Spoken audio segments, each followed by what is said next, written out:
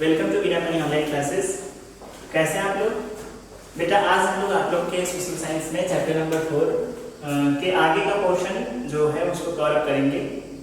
आगे हम लोग देखेंगे और अभी तक आप लोगों ने मुगल एम्पायर को मैंने पिछले वीडियो में एक ब्रीफ इंट्रोडक्शन दिया था, समझाया था आप लोग को कि मुगल एम्पायर भारत में कैसे एस्टेब्लिश होता है और किसके द्वारा किया जाता है, कैसे भारत में मुगल एम्पायर डेवलप होता है और कैसे अपने पीक टाइम पर ये कब पहुंचता है।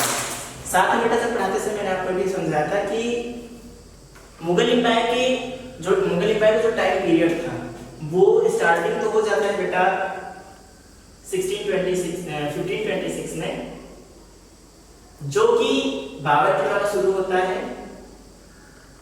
और चलता है बेटा। इसके जो अंतिम शासक होते हैं बहादुर शाह सेकेंड, मतलब जिनका टाइम फ्रेम होता है 1837 से 1857 तब तक चलता है। तो बहादुर शाह सेकेंड तक मुगल एम्पायर भारत में चलता है, ठीक है। एक चीज को आपको समझाया था। फिर हमने आपसे ये बताया था कि आप लोगों ने शुरुआती जो इसकी एस्टेब्लिशमेंट के समय जो समस्याएं थी बाबर के सामने उसको देखा था, कैसे बाबर ने भारत में मुगल साम्राज्य को एस्टेब्लिश किया उसको देखा था। आज हम बेटा आगे बढ़ेंगे और हमने आपसे कहा था कि हम इसके जो प्रत्येक शासक थे मुगल एम्पायर के, जो प्रत्येक किंग थे, हम सबके बारे में स्पेसिफिक रूप से जानेंगे। हम सबके बारे में थोड़ा डिटेल में जाकर के हम सबके बारे में जानेंगे कि आखिर वो कैसे थे, उनके शासनकाल के समय क्या अचीवमेंट्स थी उनकी, क्या क्या उन लोगों ने उपलब्धियां हासिल की और कैसे उन्होंने जनता पर शासन किया, कौन कौन से लॉज को उन्होंने बनाया, कैसे उन लोगों ने अपने आप को एस्टैब्लिश किया, कैसे उन्होंने अपने राज्य का, अपने स्टेट का एक्सपेंशन किया। इन सभी चीजों को हम लोग जानेंगे। तो बेटा हम लोग शुरुआत करते हैं, आगे बढ़ते हैं। आप लोगों ने बाबर का देख लिया था, बाबर के बारे में आप लोगों ने जान लिया था। और बाबर के बारे में जब मैंने आपको बताया था तो बताया था कि बाबर का जो भारत में शासन करने का जो समय था वो था बेटा 1526 से लेकर के 1513, जिसको आप लोगों ने समझ लिया था। फिर दूसरा जो इसी डायनेस्टी का दूसरा किंग था हुमायूं के बारे में मैंने आप लोगों को बताया था। इसका जो भारत में शासन करने का टाइम फ्रेम था वो 1530 से 1540 और फिर दूसरी बार जब राजा बनता है तो उसका जो टाइम फ्रेम था वो था 1555 से 1556, ठीक है। दोनों ही लोगों के बारे में मैंने आपको समझा दिया था। आज हम बात करेंगे बेटा शेरशाह सूरी, ठीक है। देखिए आप इसको टाइम के साथ लेकर के चलते रहिएगा और आगे की तरफ देखते जाइएगा तो आपको चीजें काफी आसानी से क्लियर हो जाएंगी, ठीक है। तो बाबर हुमायूं के बाद अब हम बात करते हैं शेरशाह सूरी की। शेरशाह सूरी, ठीक है। शेरशाह का जो टाइम पीरियड था भारत में शासन करने का बेटा वो था 1540 से 1545, जिसके बारे में आज हम लोग बात करेंगे।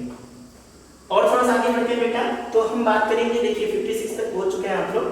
अब हम बात करेंगे अकबर की, ठीक है। तो अकबर का भारत में जो शासन करने का टाइम था वो था 1556 से लेकर के 1605, ठीक है। हम आज शेरशाह को, अकबर को, मतलब शेरशाह के टाइम पीरियड, भारत में शासन करने के टाइम पीरियड और उसकी अचीवमेंट्स को, अकबर, और फिर हम बात कर लेंगे आज बेटा जहांगीर को, ठीक है। जहांगीर के बारे में आज हम लोग देखेंगे, जिसका भारत में शासन करने का समय था वो था 1605 से लेकर के 1627, ठीक है। तो हमने आपसे कहा था कि हम प्रत्येक जो इस डायनेस्टी में मुगल एम्पायर के जो प्रत्येक शासक थे उनके बारे में हम लोग जानेंगे। जरूरी है इसलिए जानना बेटा क्योंकि ये जो मुगल डायनेस्टी थी आप इसको ऐसे समझ सकते हैं कि एक ऐसे देश में, एक ऐसे महाद्वीप में आकर के, एक ऐसे उपमहाद्वीप में आकर के इंडिया जैसे सबकॉन्टिनेंट जहां पर एक अलग अलग तरह के लोग हैं, अलग अलग विविधताएं हैं, तरह तरह के छोटे छोटे प्रांत हैं, अलग अलग प्रांत में अलग अलग तरह के राजा थे, उन सबको कंट्रोल करके भारत में शासन करना, और न सिर्फ शासन करना बल्कि उसे एक अच्छे वे में एस्टैब्लिश करना, अपने एम्पायर को मजबूती से खड़ा रखना, ये मुगल एम्पायर के इन शासकों के द्वारा किया गया और इन्होंने बहुत ही अच्छे से अपने शासन को संभाला। तो इनकी उसी टाइम फ्रेम में इनके द्वारा जो हासिल अचीवमेंट्स हैं उनके बारे में हम लोग जानेंगे। तो हम शेरशाह के बारे में बात करेंगे बेटा सबसे पहले। तो चलिए शेरशाह के बारे में कुछ चीजें जिनको हम नॉर्मल वे में समझते हैं। 1500 जो हुमायूं 2 बार राजा बना, उसका रीजन ये था कि पहली बार मैंने आपको बताया था कि जब 1539 में चौसा के युद्ध में और 1540 में कन्नौज के बैटल में, इन दोनों ही बैटल्स में जब हुमायूं को शेर खान दोनों ही बैटल्स में जब शेर खान के द्वारा हुमायूं को हराया जाता है 1539 में चौसा और 1540 में कन्नौज के बैटल में, तो हुमायूं भारत को छोड़ करके ईरान को भाग जाता है, ठीक है। और फिर वहां से ईरान से ये मदद लेकर के वापस भारत आता है और फिर 1556 में राजा बन जाता है। तो जब ये 1540 में भारत से जाता है तो उस समय भारत में किंग बनता है शेरशाह सूरी, ठीक है। शेरशाह जिसका टाइटल सूरी के जोड़ा गया है, शेरशाह सूरी। शेरशाह की जो शासन करने की जो अचीवमेंट है बेटा उसको समझ लीजिए। देखिए शेरशाह मात्र 5 वर्ष के लिए शासक बना, बहुत ही कम टाइम पीरियड था, लेकिन ये एक कहा जा सकता है कि बहुत ही कैपेबल एडमिनिस्ट्रेटर था, बहुत ही कैपेबल राजा था इस डायनेस्टी का, जिसने 5 सालों में अपने राज्य को बहुत ही अधिक अच्छे तरीके से इसने चलाया। उसकी जो अचीवमेंट्स है उनको आप ऐसे समझ लीजिए, जैसे आप इसके कामों को ऐसे समझ लीजिए कि उसने सबसे पहले जो काम है उसका मैं आपको समझाऊंगा, ग्राउंड ट्रक रोड को बनवाना। ग्राउंड ट्रक रोड जो था बेटा उसको शेरशाह के द्वारा बनवाया गया था, जो कि लगभग 3000 किलोमीटर लंबा है, ठीक है, जो लगभग 3000 किलोमीटर लंबा था। और ये जो रोड था वो वेस्ट बंगाल मतलब कोलकाता, ठीक है, वेस्ट बंगाल से लेकर के ये पेशावर तक जाता था। पेशावर मतलब बेटा पाकिस्तान का, ठीक है। तो वेस्ट बंगाल से लेकर के पेशावर तक जाता है।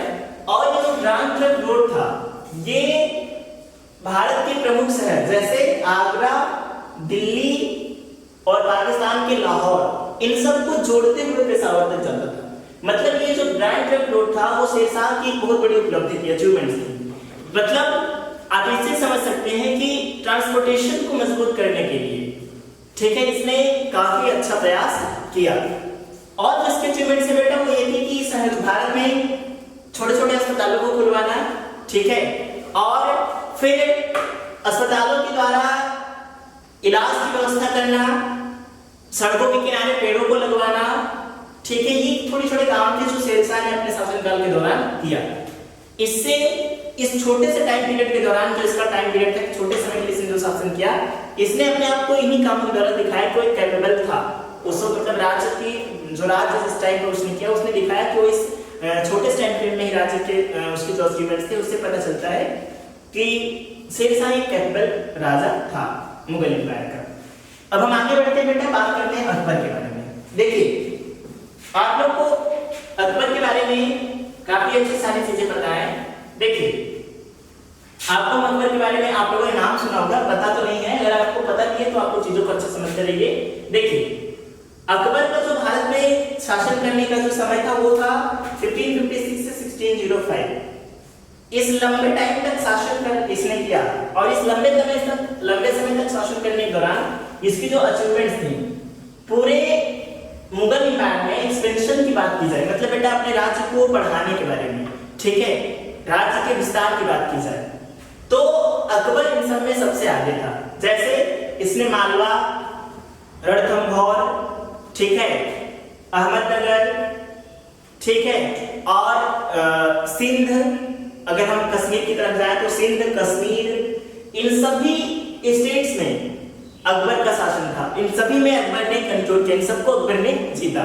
गुजरात में इसकी जब विजय होती है तो गुजरात की विजय की खुशी में ये क्या करता है कि आगरा के पास एक शहर जिसका नाम फतेहपुर सीकरी, ठीक है, जिसको अकबर ने विक्ट्री का शहर, विजेता होने का एक अपना जो सिंबल था उसके रूप में उस शहर को, उस राजधानी बनवाता है, उस शहर का निर्माण करवाता है फतेहपुर सीकरी का अकबर, ठीक है।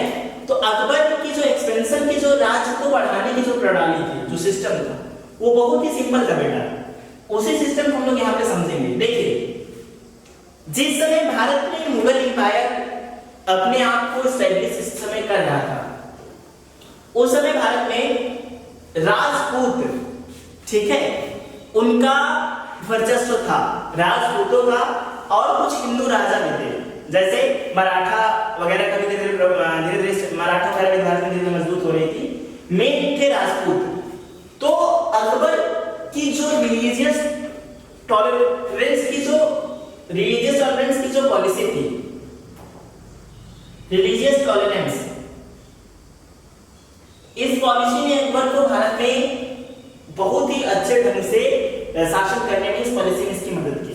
देखिए अकबर ने खुद एक राजपूत लड़की से विवाह किया, एक राजपूत रानी से विवाह किया, और उन्हें उस विवाह के द्वारा इसने दिखाया कि इसकी जो पॉलिसी थी वो रिलीजियस टॉलरेंस की थी। अकबर ने इस बात को समझ लिया था कि अगर भारत में मुगल साम्राज्य को लंबे समय तक शासन करना है तो यहाँ के जो राजपूत हैं उनसे इनका व्यवहार जो है वो थोड़ा सा मेंटेन रखना होगा। और अकबर की ये जो पॉलिसी थी वो काम कर गई, सफल हुई। ठीक है, तो अकबर की आप समझ सकते हैं कि जैसे आगरा में इबादत खाना बनवाना, जहां पर सभी धर्मों के लोग आते थे और अपने अपने विचारों को एक दूसरे से आदान प्रदान करते थे। तो इससे आप लोग समझ सकते हैं कि अकबर की जो पॉलिसी थी वो बहुत ही सिंपल थी, और इसकी पॉलिसी में इसने जो रिलीजियस टॉलरेंस की नीति अपनाई और राजपूतों के साथ अपने संबंधों को जो इसने और अधिक मजबूत किया, इससे इसको काफी राहत मिली। और भारत में अपने स्टेट के एक्सपेंशन में, क्योंकि इसने एक लंबे समय तक शासन किया, तो इसका जो शासन करने का जो समय है इसको हम लोग ऐसे 3 भागों में बांट करके भी देख सकते हैं। आप लोग को आसानी रहेगी। 3 भागों में आप बांटेंगे तो जो पहला जो भाग है शासन करने का वो है 1556 से 1570। इस टाइम फ्रेम में क्या होता है कि अकबर मालवा, ठीक है, गुजरात, रणथंभौर, इन सभी इलाकों को भारत में मिला, अपने स्टेट में मिलाता है, अपने साम्राज्य में मिलाता है, दिल्ली में अपने राज्य में मिला लेता है। दूसरा हम बात करेंगे इसके इसी टाइम फ्रेम की दूसरी इसमें शासन करने की, वो है 1570 से 1585। इस समय अकबर का जो शासन होता है वो पीक पर होता है, और आप कह सकते हैं मतलब एक तरह से अभी इसकी जो अपनी एक्सपेंशन की जो पॉलिसी होती है वो काम कर रही होती है, और लगातार अपने स्टेट, मैंने आपको समझाया इसको कि बंगाल से लेकर के कश्मीर तक, फिर सिंध तक, नीचे आप समझ सकते हैं नीचे पूरा डेक्कन प्लेटेउ तक, इन सारे जो ये सारा जो हम आपको बता रहे हैं क्षेत्रफल, इन सारे स्टेट्स पर अकबर का अधिकार था। ठीक है, अकबर महान आप लोगों ने नाम नहीं सुना होगा। ठीक है, तो इन सारे ही स्टेट्स पर, इन सारे राज्यों में अकबर का शासन चल रहा था। ठीक है, तो 1517 से 1585 के दूसरा इसके टाइम फ्रेम को अगर हम बांट लें, क्योंकि इसकी जो पूरा शासन करने की जो समय था वो था 1556 से 1605, और लास्ट में जो है उसको अगर हम देखें तो वो हो जाएगा 1585 से 1605। और अकबर का जो शासन था बेटा वो बहुत ही अधिक अच्छे तरीके से, क्योंकि मैंने आपको बताया कि इस मुगल एम्पायर में जो अकबर था उसकी जो पॉलिसीज थी वो बहुत ही सिंपल थी। ठीक है, दीन इलाही नामक धर्म की इसने स्थापना किया, बनाया, उसने फाउंड किया उस धर्म को। तो रिलीजियस वे से हो या फिर अपने शासन करने के तरीके हो या जनता के लिए किए हुए काम हो, उन सब में अकबर की जो पॉलिसीज थी वो बाकी अन्य मुगल एम्पायर से, बाकी अन्य मुगल राजाओं से थोड़ी सी बेटर थी, थोड़े से अच्छे वे में वो सामने उभर करके आई थी। और यही रीजन था कि एक लंबे समय तक इसने शासन किया और बहुत ही इफेक्टिव वे में इसने शासन किया। ठीक है, पर अपने शासन के लास्ट ईयर्स में क्या होता है कि उत्तराधिकार, इसको आप ऐसे समझिएगा, मैं इसको आपको समझाने की कोशिश कर रहा हूं। मुगल में क्या होता था, जो मुगल राजा हुआ करते थे उसमें आप राजा बनने के बारे में आप समझ सकते हैं कि राजा का बेटा राजा होता था। अभी तक क्या था कि जो किंग्स होते थे उनकी जो उनका जो सबसे बड़ा पुत्र होता था उसे किंग के मरने के बाद राज्य मिलता था, पर मुगल में ऐसा नहीं होता था। उनमें उनके राज्य को पूरे ही सभी बेटों के बीच में बांट दिया जाता था। आगे चल करके इस पॉलिसी के बारे में औरंगजेब जो कि अपने ही भाइयों की हत्या करता है, तो इस तरह से आगे चल करके काफी चीजें कुछ होते हैं जो अपने भाई की हत्या करते हैं मुगल एम्पायर में ही। ठीक है, तो आगे चल करके इस पॉलिसी जो होती है वो काफी मुगल एम्पायर में खुद के ही शासन के लिए काफी भाइयों में ही लड़ाई होनी शुरू हो जाती है। तो अकबर का शासन भी बहुत ही अच्छे से भारत में होता है, पर अपने शासन के लास्ट टाइम में क्या होता है कि इसके ही बेटों के बीच में राज्य के लिए लड़ाई शुरू हो जाती है, जिसकी वजह से धीरे धीरे अकबर के शासन का पतन होता है और 1605 में अकबर की मृत्यु हो जाती है। अकबर के बाद भारत में मुगल वंश का जो अगला राजा बनता है वो होता है बेटा जहांगीर। ठीक है, जहांगीर के भारत में शासन करने के समय देखिए, जहांगीर अपने जो अकबर होता है इसकी पॉलिसी को अपनाता है। जहांगीर कोई अलग तरीके से जो स्टेट एक्सपेंशन की जो पॉलिसी थी उसको जस्ट अकबर की तरह ही अपनाता है। ठीक है, और अकबर की तरह ही अपना करके अपने शासन को संभालता है। जहांगीर का शासनकाल जो होता है वो 1605 से लेकर के 1627 तक के लिए होता है, और इस टाइम फ्रेम के बीच में ये भी आप कह सकते हैं कि मुगल इतिहास के कैपिटल राजा था। ठीक है, और इसके टाइम फ्रेम में ही ईस्ट इंडिया कंपनी भारत में आती है। 1609 में पहली बार ब्रिटेन से, मतलब ब्रिटेन से, इंग्लैंड से, वहां से विलियम हॉकिंस भारत आते हैं, जो सम्राट जहांगीर के दरबार में पहुंचते हैं। ठीक है, और जहांगीर से भारत में व्यापार करने की परमिशन को मांगते हैं, और जहांगीर क्या करता है कि पुर्तगालियों के प्रेशर में आकर के इसे ईस्ट इंडिया कंपनी के विलियम हॉकिंस को, जो कि भारत में व्यापार करने की परमिशन मांगने के लिए आते हैं, उनको मना कर देता है, परमिशन नहीं देता है, परमिट नहीं करता है। लेकिन फिर जस्ट इसके 3 साल बाद 1612 में क्या करता है जहांगीर ईस्ट इंडिया कंपनी को भारत में व्यापार करने के लिए एक फरमान का मतलब जो मुगल राजा आदेश देते थे बेटा, उनको फरमान कहा जाता था। ठीक है, तो एक फरमान जारी करता है, और वहां से फिर जस्ट इसके 1 साल बाद 1613 में सूरत में ईस्ट इंडिया कंपनी पहली फैक्ट्री खोलती है, और यहीं से भारत में मुगल वंश के समय ही भारत में एक पैरेलल, एक दूसरी, आप समझ सकते हैं कि आगे अभी तो एक कंपनी ही बनकर के आती है ईस्ट इंडिया कंपनी, लेकिन आगे चल करके